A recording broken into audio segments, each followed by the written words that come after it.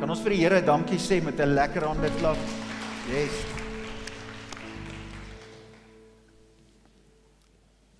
Ek was so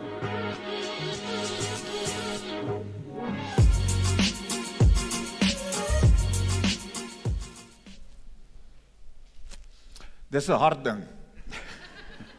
Die wat nie weet nie, die wat ooit sal sien. Mense, ek is verskriklik opgewonde om vanoggend met jou te gesels. Corneille kom nou net voor die diens en hy bevestig iets wat ek dink in hierdie week ek mee half kou, soos 'n kougom. En soos ons jong leiers wat opstaan, hulle trek hierdie ou manne se koppe mooi reg en sit dit net mooi in woorde. Hy sê vir my, Koot, ons beleef dat die mense staan en ons hierdie golf wat aankom. En dit is die golf van die Heilige Gees, daai strome van water. Maar party mense is bang vir dit. Dalk dat dit skade aan jou kan bring of dat jou hare gaan nat word. Wie lag? Ek like dit as mense lag. Ek hou daarvan.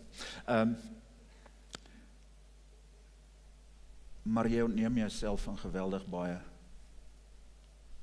En ek wil hierby las, die Heilige Gees is 'n heer, Engelse 'n gentleman.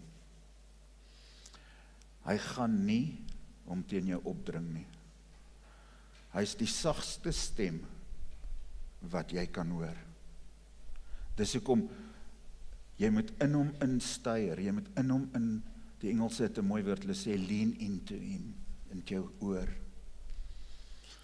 Die Heilige Gees sal nooit op jou skree nie. 'n ou wat dalk 'n woord vir jou gee, sal dalk op jou skree, maar dit is die persoon se persoonlikheid wat deurkom. Moenie dink is die Here nie. En ek dink dis die uitdaging waarmee ons sit, omdat die Gees van God se stem baie keer sagter is as alles om ons, dan is ons eerste ding wat ons na toe uitreik is, my eie wil, my eie hart, mense om ons en logika. Nou ek wil jou nooi om deur die hele boek van Johannes te gaan lees. En ek is self 'n geweldige logiese ou met 'n vliegagtergrond. Mense gaan dood as jy nie super logies is nie. Maar ek kan vir jou sê, ek moes doelbewus in my lewe kom toelaat dat die Heilige Gees my hare kom die mekaar krap en nat maak, Corneille. Want ek het 'n geneentheid om eerder vinnige oplossing te wil kry. As daar nou 'n gereedskapskassie man is, dan is dit ek. Dis hoekom my vrou, as sy iets sê, dan moet ek op my hande sit en my onderlip vasbyt. Want sy soek nie die oplossing nie. Sy soek die oor. So, hier staan 'n ou voor jou vandag wat eintlik dit baie moeilik vind soms.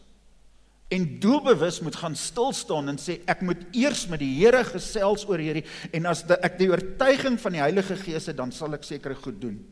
En ons geskiedenis as gesin in die bediening het ons altyd gesê, as ek nie 'n woord het vir die volgende seisoen nie, dan beweeg ek nie.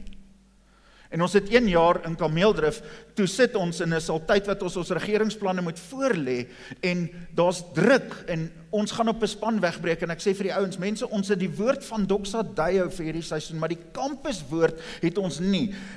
Ons kan nie sekere goed doen nie, ons kan nie goed doen wat die familie saam met ons oordroom, maar daar is sekere goed wat ons kampus spesifiek nie kan doen voordat ons nie 'n woord het vir hierdie seisoen nie. En weet julle wat gebeur? Op daai wegbreek gee die Here vir ons 'n woord. En dis die verhaal van Gideon en die 300. Dis nie 'n woord wat jy wil hê nie. En daai Julie maand toe bel Martha my, sy was ons gemeentebestuurder en ek is met verlof, soos enige goeie ou is in skoolvakansie, en sy sê vir my, Koot, sê net vir my nou, ons is so 1000 tot 1200 op 'n Sondag gewees. Sy sê, ek wil net by jou hoor, Koot, is dit 300 per diens of is dit 300 totaal? Want daar was vanoggend 95 mense in die auditorium. Die auditorium vat 700 mense. Wat sou gebeur het as ons nie die woord gehad het van die 300 nie? Hoe moedeloos sou ons nie gewees het nie. En ek het my vakansie gestop, soos enige ou wat stres van hou, en ek het in my kar geklim, en ek het teruggegaan werk toe en ek het 'n deel van my verlof gekanselleer en ek het begin net uitvind hoekom gebeur hierdie wat gebeur. En die Here herinner ons weer aan die 300 en van daar af begin ons bou. Hier's mense wat hier is in die kampus wat daai reis saam met ons beleef het in 'n groot deel en die Here begin bou en hy begin bou en hy begin bou. Omdat God 'n woord deur sy gees in ons harte gesit het, was ons gereed vir die seisoen wat kom. Nee Jan. Ja. So ek wil hierdie storie vir jou vertel en goed, ons begin nou. Ons praat vandag oor die lewende asem, die impak van die lewende asem en die strome van lewende waters. En ek wil amper half soos 'n persoon voor jou staan, waar daar in jou hart is dit soos 'n regter en 'n verdediger of 'n aanklaer en daar's in jou hart hierdie wisselwerking en hierdie speling en ek wil 'n saak vir Lee Strobel het 'n boek geskryf, A Case for Christ. Ek wil 'n saak omstel vir die Heilige Gees vanmôre. Mag jou hart dit so beleef. So ons begin by die skepping in Genesis 2 vers 7 wil ek vir jou lees in die Nuwe Lewende Vertaling. Toe vorm die Here God 'n menslike liggaam uit die stof van die aarde. Nadat hy die asem van die lewe daarin geblaas het, het dit 'n lewende wese, die mens geword. Corneille het dit so mooi verlede week gestel, die implikasie van dit. Die Hebreëse woord ruach, wat eintlik nie net asem is nie, maar dit is die gees, die lewensgewende krag van God. Dit beteken die mense totale volheid op geestelike vlak gehad. Daar was oop kommunikasie. Daar was niks verborge nie. Die mense het op emosionele vlak gehad wat nodig is. Op fisiese vlak het jy net 'n vruggie gaan pluk. Daar was nie die omgewing waarin ek en jy geleef het en groot geword het tot vandag toe nie. Dit was 'n plek wat anders gelyk het en dis iets wat ons nooit sal kan verstaan tot ons eendag in 'n posisie is waar ons saam met die liewe Here is nie. Of dit hier of iewers is nie. Maar toe kom die sondeval en hierdie baie bekende gedeelte in Genesis 3, wil ek net so 'n bietjie dissekteer vir jou, dat jy verstaan wat 'n geweldige, uitmergelende, verwoestende krag, die keuse van rebellie, en om God nie te vertrou nie gehad het. In Genesis 3 vers 14 en 15, staan daar, toe sê die Here God vir die slang, dis nou nadat hulle gesondig is, nou sê die Here, ek gaan julle nou uitsorteer, ek gaan mooi met julle praat, met liefde, omdat jy dit gedoen het, is jy vervloek onder al die diere op die aarde. Skielik is daar nie 'n balans nie. Ek wil hê jy moet dit hoor. Alles het God verheerlik. Skielik is daar wanorde tussen die diere. Het jy dit al gelees? Skielik is daar spanning. Hy gaan verder. Hy sê, op jou pens sal jy seil en stof sal jy eet solank as wat jy lewe. Van nou af sal jy en die vrou vyande wees. Ek wil hê jy moet daai stukkie onthou. Dit geld ook vir jou nageslag en haar nageslag. Haar nageslag sal jou die kop inslaan en jy sal hom noodlottig aan die hakskeen byt. So hier kom skielik vir die eerste keer konflik. 'n Konflik wat daar nooit was nie. 'n Konflik van posisie. Nie net dit nie, kompetisie. Skielik onthou, die duiwel was op die aarde neergewerp en Adam en Eva was geroep om te heers oor die tuin. So hy was onder die heerskappy van hulle. Die Here het dat hulle name gee. Of wat die mens name gee aan die diere. Die mens was in 'n heerskappy plek van ook om te nomineer wat die mense gevoel is. Jy weet, ek dink net aan kom ons gee die slang 'n naam. Hy het seker toe nog pote gehad, maar hy is so slang. Okay, hulle was nie Afrikaans nie. Dis nou my verbeelding. Goed, maar daar's hierdie vyandskap.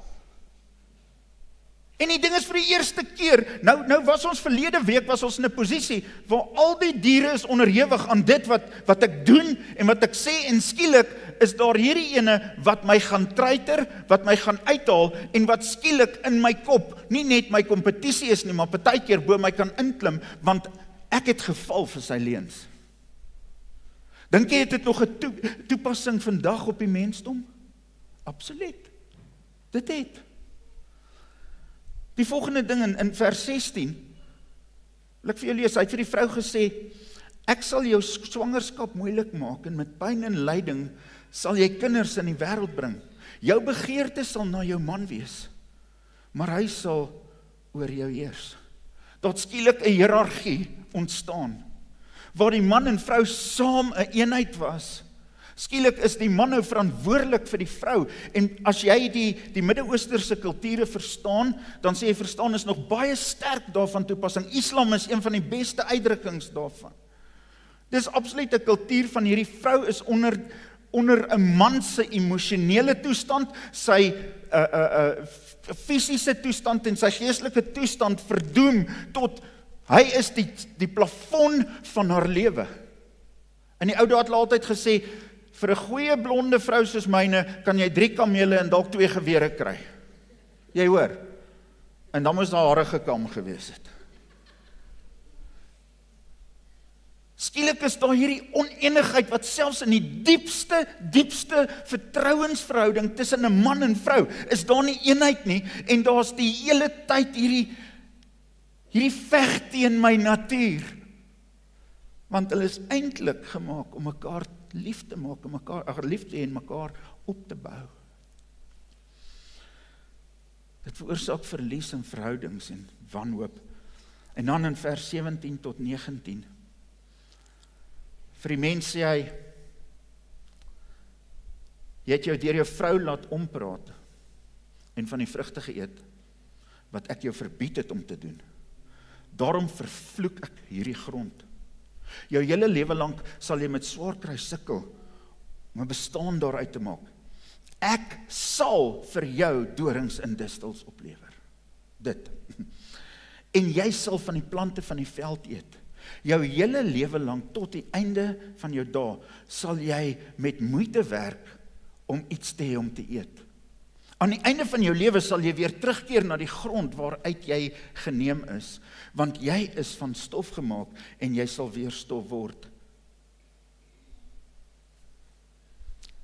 Dis maklik vir ons om in die geskiedenis terug te kyk en dit te verstaan, maar sê skielik vir iemand wat in 'n harmonie met God en met die natuur en met mekaar geleef het, dis die gevolg. Waar die mens kon bepaal hoe die natuur lyk, begin die natuur bepaal hoe die mens sal lewe. Dit is 'n vloek. Dit is verskriklik. Die ding is, in Genesis 1 lees ons, dat die aarde was woes en leeg. En dan kom hy en hy sê, in duisternis was op die wêreld gloed, maar die gees van God het gesweef op die waters. God is alom teenwoordig. Dis die ding wat ek vir jou wil sê. God het nog nooit onttrek van die skepping nie. Maar wat gebeur het, is die skepping is deur die sondeval afgesny van verhouding en in verhouding staan tot God.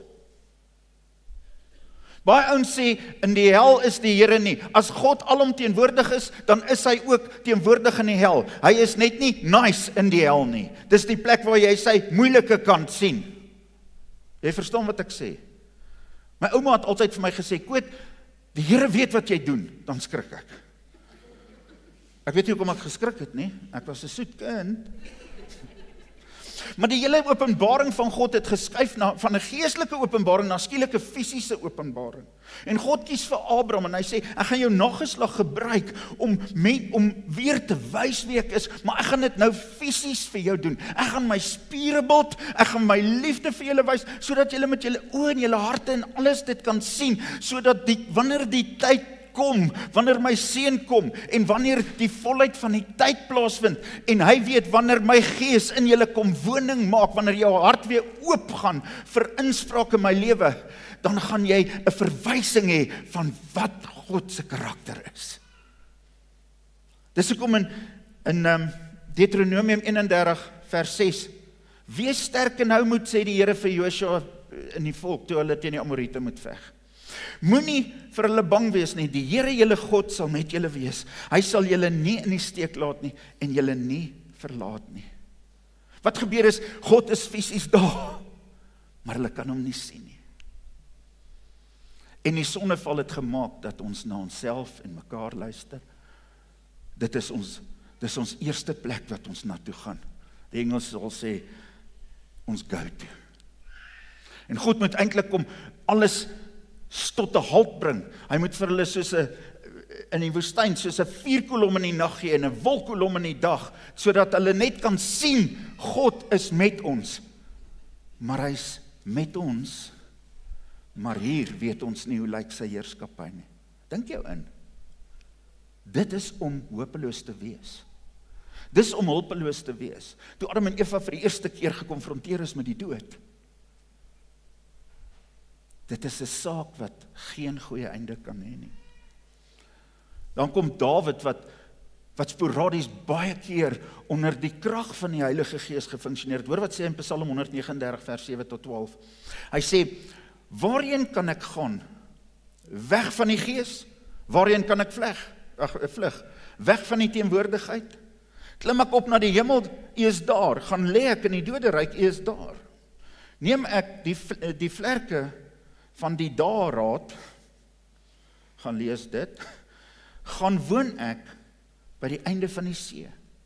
Ook daar sal die hand my lei. Die regterhand my vashou.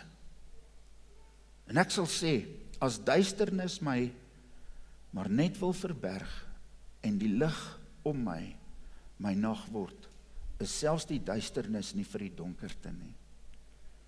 Maar skyn nag so lig soos die dag, is die duisternis soos die lig. Dis 'n geweldige implikasie. Dit praat nie net van God se alomteenwoordigheid nie, dit praat van sy karakter. So, die impak wat sonde gehad het, is nie net dat ons iets verkeerd gedoen het nie, mense. Die impak wat sonde gehad het, is dat ons alles verander het. Ons is ontneem van sy heerlikheid. Ons is ontneem van sy inspraak, behalwe as dit deur 'n Moses vir jou gegee word. Alles kom letterlik, maar niks kan in jou hart geopenbaar word nie. Ons moet die reëls hou. En as ons die reëls hou nie, gaan ons net meer hierdie vervloeking beleef. Dis die Ou Testament se storie. Die beste manier hoe ek vir jou sonde kan verduidelik, ek het dit so mooi gehoor, 'n oud onlangse ding gepost, en dit het my so getref. Hy sê, van die inwoners in Alaska het 'n probleem gehad in hierdie een dorpie, in hierdie een gemeenskap waar wolwe gekom het en hulle het hulle diere gevang en hulle het selfs aan die mense probeer aanval want hulle was baie honger en ek neem aan dit was seker 'n baie koue winter of 'n lang winter. Maar wat toe gebeur het is hierdie ouens in Alaska gaan toe en hulle vat 'n mes en hulle sit hom so in die sneeu in tot hy ys en dan het hulle bloed van 'n dier oor dit gegooi. En so het hulle met klomp van dit gedoen en haal hulle dit af en dan sit hulle dit onderste bo in die sneeu.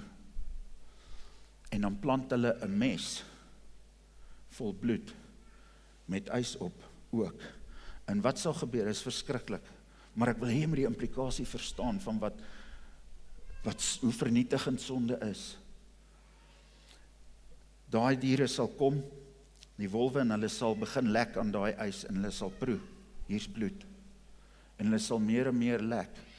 En dan kom hulle by die mes uit. En dan lek hulle die mes en dan proe hulle eie bloed. En wat hulle dan doen, hulle kan nie onderskei dis nie hulle eie bloed nie. So hoe meer en meer hulle die bloed proe, hoe meer lek hulle daaraan, totdat hulle op 'n plek kom waar hulle self deur hulle eie tonge doodbloei. Dis hoe sonde werk. Sonde maak nie net 'n identiteit dat jy foute maak nie. Dit maak jou hele wese korrup.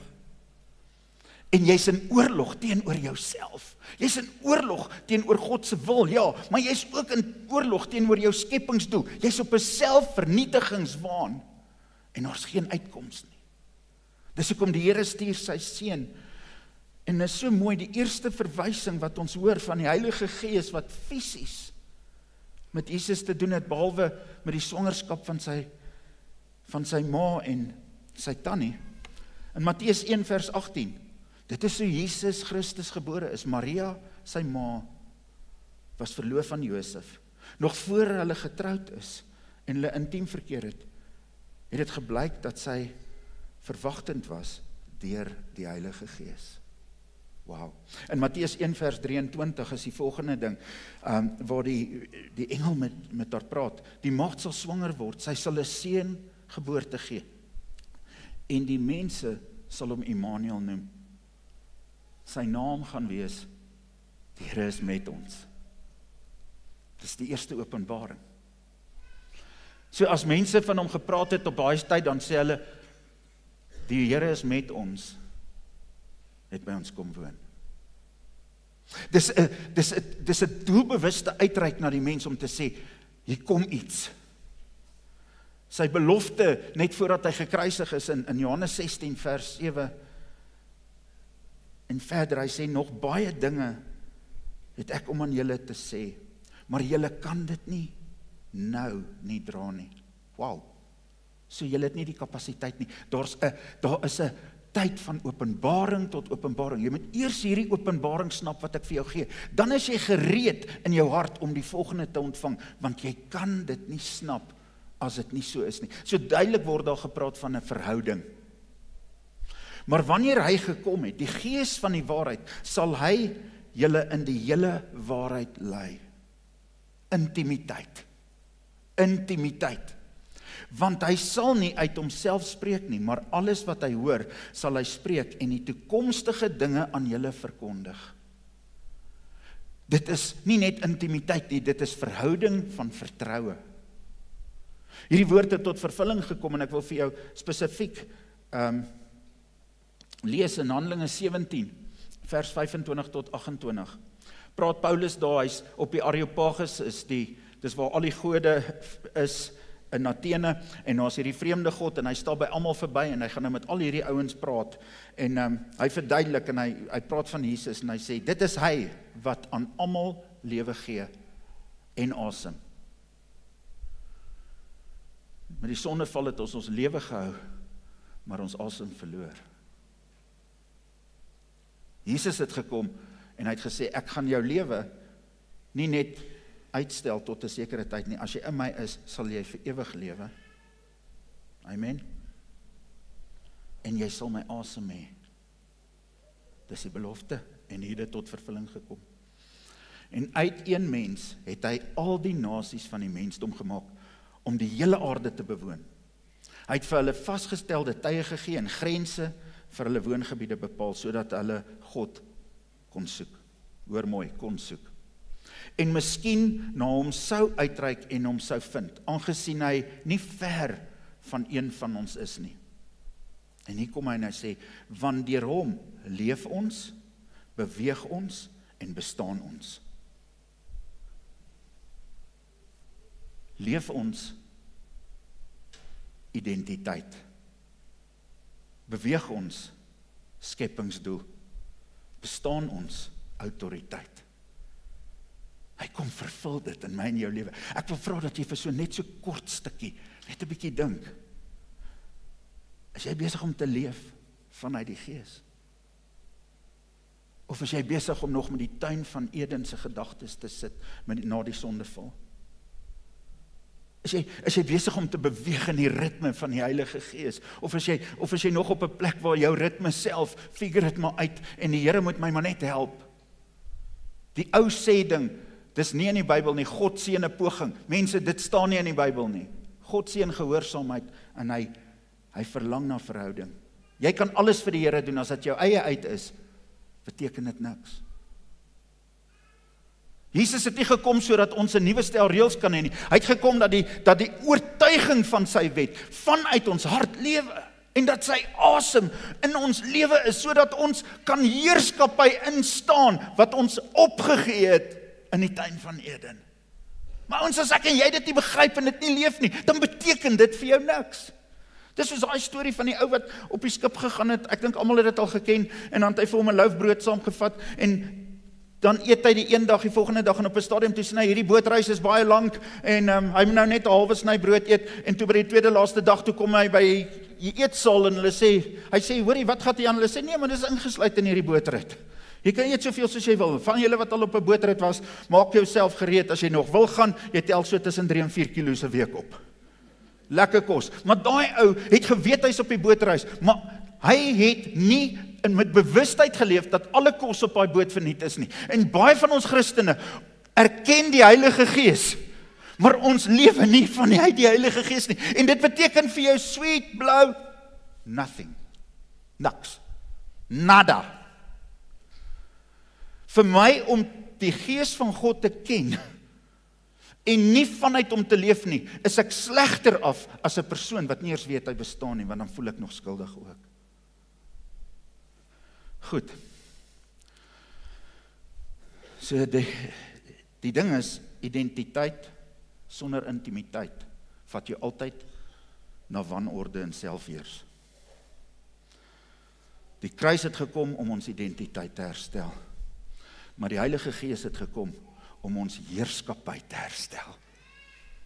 Hoor mooi, die een het gered, die ander een het kom bemagtig. Ons lewe nie vir die Gees nie, maar ons lewe vanuit die Gees.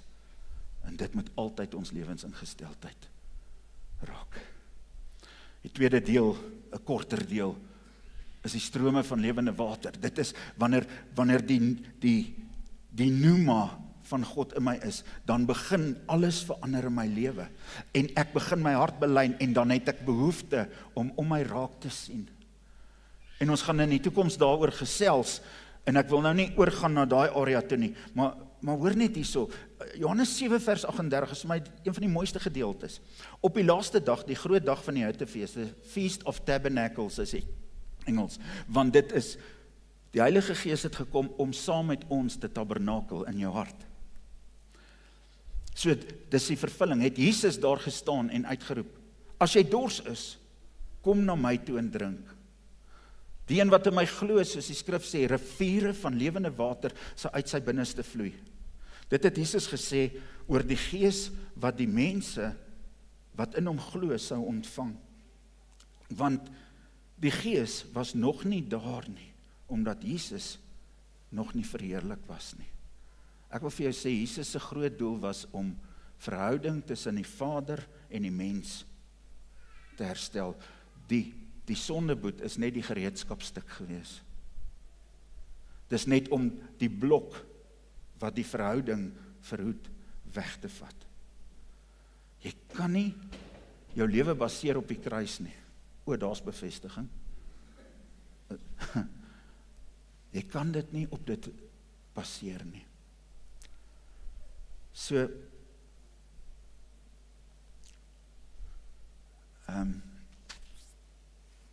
ek wil net hier gaan en vir jou sê, watter krag is die lewende waters in ons lewens? In Johannes 20, vers 19 tot 22 is daar hierdie klein gedeeltjie, maar ek wil hê jy moet begin attentief luister. Gedurende die vroeë aand op daardie Sondag, terwyl die deure uit vrees vir die Jode gesluit is, so die ouens was bang, het Jesus se disippels bymekaar gekom, en Jesus het tussen hulle gaan staan en vir hulle gesê, vrede vir julle. Dis die eerste ding, wanneer die Heilige Gees heers oor jou lewe. Jy leef vanuit rus en vrede. Nadat hy dit gesê het, wys hy sy hande en sy sy aan hulle. En die disippels was baie opgewonde om die Here te sien. En hy sê weer, vrede vir julle. Net soos die Vader my gestuur het, stuur ek julle ook.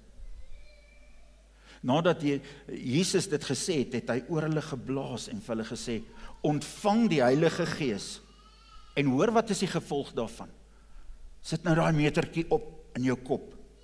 Die gevolg van ontvang die Heilige Gees, is wie se sondes julle ook al vergewe, God vergewe hulle dit. Wie sin julle ook al handhaaf, God handhaaf dit. Hy sê die vervulling van die breek van die vloek gaan selfs in julle harte en in julle monde gelê word. Amen. Julle word my spreekbuis van vrede, maar ook van heerskappy. Julle word my spreekbuis van oordeel. Dis hoekom Hebreërs vir ons leer, die woord van God is 'n tweesnydende swaard. Hoekom tweesnydend? Ja, dit is dat hy deur murg en been en deur die diepste van ons wese sny, maar die een kant maak vry, die ander kant is die een van oordeel. En weet jy wat, as jy die evangelie verkondig en iemand luister nie na jou nie, dan het jy nie misluk nie. Die persoon het gekies om die liefde te verwerp. Hy kies die ander kant van die swaard wat oordeel is. Jy oordeel hom nie. Hy kies die oordeel deur sy hart te verhard. Ek wil hiermee tot 'n punt kom en ek wil jou vra dat jy, ek gaan vir jou 'n versie lees, maar ek wil nie jy moet dit sien nie. Ek wil in jou gees inspreek. Sê my, vertrou met dit. Ek gaan jou nie hipnotiseer en weird goed doen nie, ek kan nie. Ek weet ek lyk slim aan. Ek is soos 'n bore. Terwyl jy jou oë toemaak, wil ek hier iets in jou hart in verklaar. In Levitikus lees ons dat daar 'n offer was, eenmal 'n jaar, vir die sonde van die volk. En die dier wat geoffer is, moes perfek wees. En hy is daar op die altaar geplaas. En dan het die Here gekom, en 'n vuur uit die hemel het die offer op die altaar verbrand. Die teken van die vuur wat gekom het is, om te sê, dit wat jy vir my gegee het, is aanneemlik. Ek aanvaar dit. As dit nie aanvaarbaar was nie, het die vuur nie gekom nie. Hier, hy sê, hierdie brandoffer was op die altaar en toe hulle sien wat gebeur, toe roep hulle uit van vreugde en hulle val neer op hulle knieë. In Handelinge 2 kom die Here met die uitstorting van die Heilige Gees en daar kom vlamme oor hulle in die boventrek se kop. Dis die Vader wat sê, my seun, hulle wat hulle self oorgegee het aan my in jou naam, aanvaar ek as 'n offer vir my.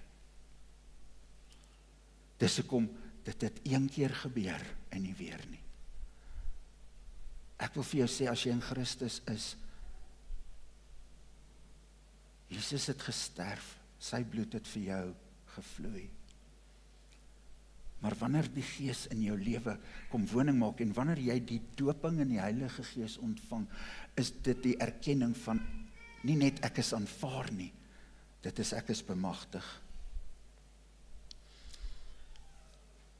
Dit antwoord die vraag, as ek praat oor die asem is, as God se asem in my is, dan antwoord dit, wie is ek? Ek is 'n kind van God.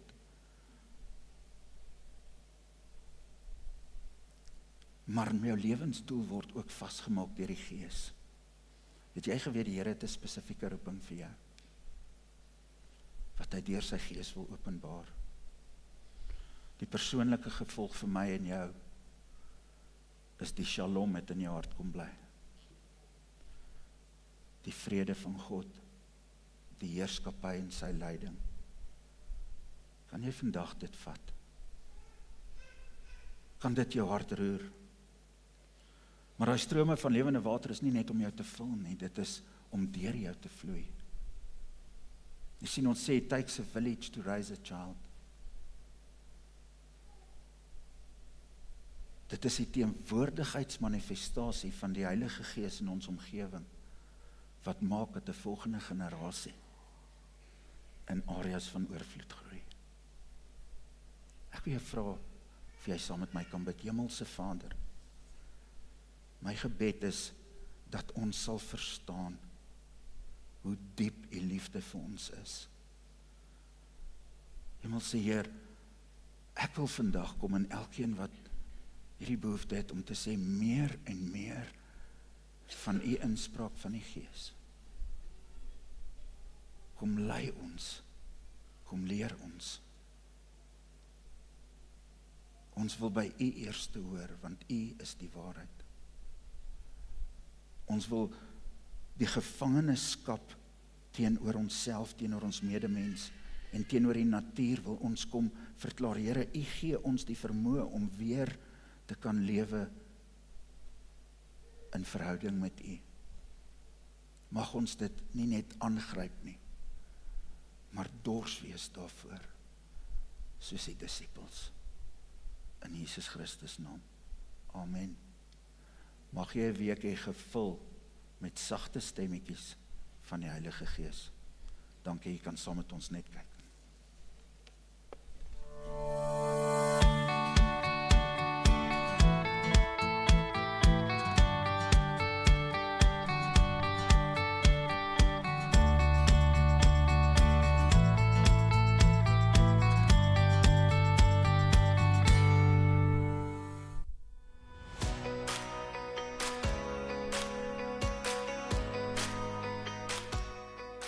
Lifehoek Leadership inspireer leiers om aktiewe agente van verandering te wees waar hulle is.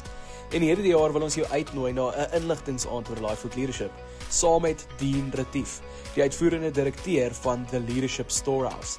Tydens hierdie geleentheid sal Dean praat oor 'n nuwe begin in 'n korporatiewe omgewing. Hy sal ook praktiese insigte deel oor hoe om innovering te bevorder. Hierdie geleentheid bied vir jou 'n kans om praktiese strategieë aan te leer vir jou organisasiekultuur, met eensgesinne mense te netwerk en om jou span te inspireer om nuwe geleenthede met selfvertroue aan te pak.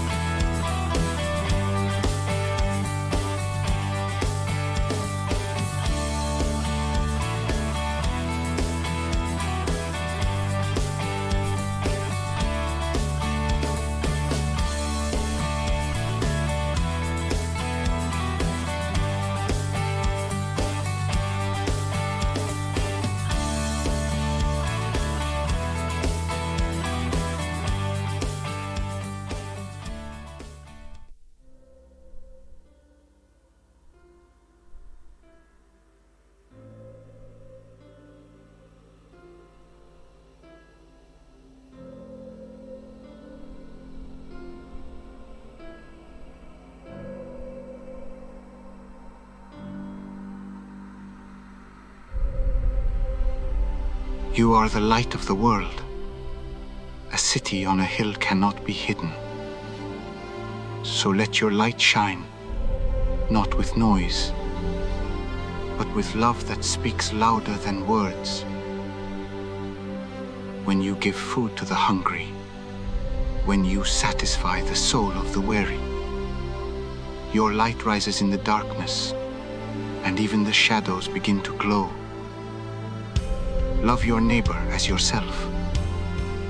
Look not only to your own needs, but also to the needs of others. Blessed are the merciful.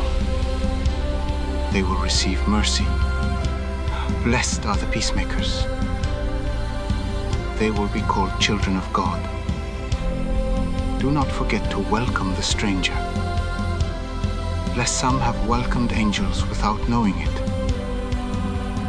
When you clothed the naked, when you gave water to the thirsty, when you visited the sick and sat with the broken, you did it for me. What does the Lord require of you? To act with justice, to love with mercy, to walk humbly with your God. This is the kingdom, not built by hands, but by hearts that choose love, again and again. This is what it means to follow Jesus.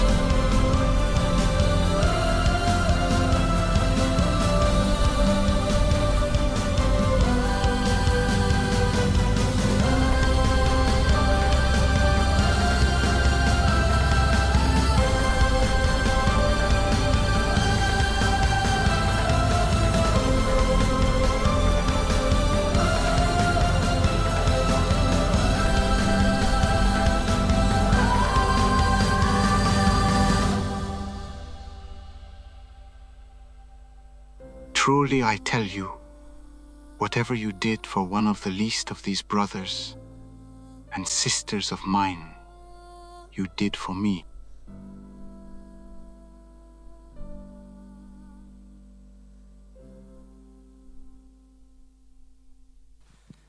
Wow. Streetstore 2025 was 'n reuse sukses vir ons gewees. Ons het oor die 700 mense kon klere gee, kos gee en ook spesifiek vir hulle kom bid. En hoekom ek sê dit was vir ons so lekker gewees, ons het meer as verdubbeld as 2 jaar terug. En ons sê so gister die gesprekke gehad en vandag goeie gesprekke gehad. Ons kan gister sin ook verdubbel oor 2 jaar. So watch this space. En ons het 'n paar vrae gehad oor kyk maar wat van al die klere wat oorgebly het, al die stof wat oorgebly het. Maandagoggend word al daai klere in die gemeenskap van Claremont ingestuur. So as hulle nie gister gekry het nie, kry hulle volgende week en net so vir die stof wat oorgebly het. Dis net so na die shop kom byse toe in die area wat fantasties is. So dankie vir jy wat gister beskikbaar was om te kom Koninkryk bou saam met ons. Dit was fantasties geweest. Net 'n kort getuienis, daar kom iemand na ons toe, jong ouetjie. Sê net vir my soos hoorie hy raak moeg. Hy raak moeg en hy raak kwaad want mense in die community, jong mans in die community sit net en doen niks. Hy weet ons meer, hoe kan ons deel raak van die community? So dis fantasties net om te kon hoor hoe die Heilige Gees regtig beweeg het in daai spasie en dat dit nie net 'n 2-jaarlikse uitreik is nie, maar dat ons meer gereeld dalk betrokke kan raak in daardie spasie. So ek wil ook gesels oor Join a Mission. Daar is 'n vinnige verwysingskode. Ons almal het nou daai geleer. Laasweek wat julle kan scan, 'n QR code. So enige inligting wat julle nodig het van ons en wie ons is en opkomende geleenthede kan julle daarso kry soos wat julle dit scan. En dit is ook die geleentheid vir as jy vanoggend nuut is en jy wil graag ons ontmoet en jy wil graag net bietjie deel raak of inskakel.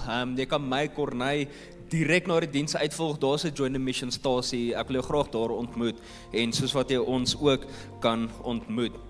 Wil julle herinner aan Life of Leadership? Jy kan my ook daar ontmoet as belangstel dit is volgende donderdag. 'n Fantastiese geleentheid om te kan sien hoorie maar hoe kan besigheid ook koninkryk wees. Dit is nie besigheid net maandag tot Vrydag en dan 'n Sondag net vir Jesus nie. Dit kan deur die week ook gebeur. En dan Woensdag die 11de Junie het ons vir 'n profetiese aand. Dit is 'n groot woord, maar kom ek stel dit so vir die van julle wat laasweek hierso was met die kleure van die groen, rooi en die blou, dis 'n blou aand. Maar dit is 'n fantastiese geleentheid want iemand van buite af kom bedien. So dis altyd die oomblik wat ons sê maar jy kan hierdie sê want jy ken my. Niemand ken hierdie ou wat hierso sit nie. So Zak Lombard het 'n ongelooflike hart vir die gawes van die Heilige Gees. Nie net om te ontvang nie, maar ook om te kan leer. So dit is 'n baie teachable geleentheid vir jou om te kan bywoon, om meer en meer te kan leer sonder vrees en sonder stres en sonder druk. Raak aan die gawes van die Heilige Gees. 11 Junie, 7 aand, dit sal fantasties wees as julle daar ook kan inklim rakende dit. Ons het ons community muur hier aan julle regterkant, behoefte vir 'n klein groep. Gister het ons net weer eens besef hoe fantastiese beweging daar kan gebeur as community saamkom. En dit is oor die 200, ek dink ons was op 250 mense gewees wat gister saam ingeklim het in die community. Dit maak 'n groot verskil, maar 8 mense wat op 'n Woensdag aand of wat ook al aand ook bymekaar kom, kan net so groot impak maak. So as jy wil deel raak van 'n klein groep, asseblief kom gesels ook met ons. Dan is ons besig met week 4 van ons gesindhede van gee. En vanoggend gesels ons op getrou. En soos wat ek voorberei vir vanoggend, is daar regtig iets wat ek op my hart wil vra vanoggend. Is jou getrouheid bepalend tot die maand wat jy het? As dit 'n goeie maand is, yes Here, dan kan ek getrou wees, maar as die maand moeilik is, dan jy weet ek sal dan volgende maand weer getrou. En ek dink dit is gepaard saam met geloof aan die einde van die dag. Is ons geloof en ons gehoorsaam getrouheid net bepalend tot ons omstandighede of bly jou getrouheid in hom dieselfde, maak nie saak hoe jou omstandighede verander nie. So ek wil jou uitdaag, as jy gehoorsaam kan wees in daai spasie en getrou kan wees, daar's 'n koevert op jou stoel, jy's welkom om daar kontant in te gooi, as jy kontant het, en in die oranje boksies in te kan gooi, en dan ook is die elektroniese weergawe ook daar vir jou om te kan gee. Lunas en Supercalifragilistic is so buite, jy het nou al jou klein klere weggegee, nou kan jy eet. Sonder stres, sonder vrees. Nee, ek spot net, maar asseblief gaan eet. geniet community saam met ons hier buite, moenie net verdwyn nie. En soos wat ons elke Sondag doen en die uitnodiging bly altyd daar. Soos wat ons uitbeweeg en lekker gaan kuier, is die geleentheid vir gebed. Koot en die gebedspan gaan nie voor links wees en van jou links om saam met jou in gebed te kan tree. Sien jou nou buite, geseënde kuier verder.